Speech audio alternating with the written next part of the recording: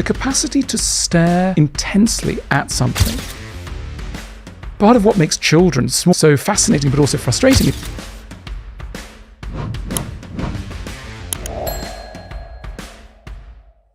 You think that people that are in relationships, romantic relationships, should spend time apart? Do you think that's healthy for the stuff we've talked about with sexlessness and stuff? Because I think I tend to get more excited about sex with my partner when she's been away for a while and there's a real novelty to it. Yes. Look, I think one of the things that distance can do is to remind you that there is no preordained reason why someone should be with you. I mean, it's one of the most miraculous things that anyone should choose to be with anyone, because anyone is a quite complicated proposition.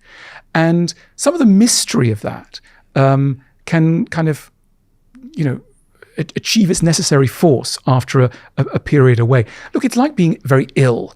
Imagine being ill for a while. You've not been in the world for very long, for a while. Suddenly you're feeling better. You go out into the world, you go to the park, and suddenly, oh my God, there's this thing called a tree. It's amazing. It's got leaves. There are some bugs crawling all over it. There's something called grass. There's a brick wall. You are suddenly like a 3-year-old, full of appreciation and wonder. And one of the great challenges of life is how to keep being people who have wonder in their life, because habit swallows everything up. You go, oh yeah, tree, yeah, I know what those are. I know what a tree's like. That's why we need art. For example, I mean, what's the point of art? Small topic. Let's bite that one off too. What's the point of art? Well, one of the things that happens when you go to one of these places called galleries or museums is they're full of paintings by people who look at the world as though they've never seen it before. Maybe it's their wife or husband. They look at their wife or husband as though they've never seen them before. And lo and behold, quite an amazing thing. Wow, it's kind of amazing. It's full of tenderness and beauty and compassion and interest. Wow, I could like this person. They look at a tree, they look at a cloud, they look at the grass. And, we are, part of what makes small children, so fascinating but also frustrating is you suggest a walk to the park. It takes them an hour and a half to go to the park. Why?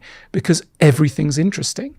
What have we done with those layers of interest that we also used to possess? We think we know what's going on, but we don't.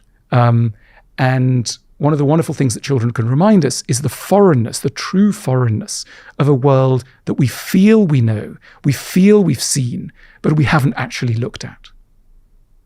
You say on page 75 of that book that the solution to long-term sexual stagnation is to learn to see our lover as if we had never laid eyes on him or her before. It feels so natural, though, that through this process of sort of habituation, everything in our lives becomes yields less joy than it once did.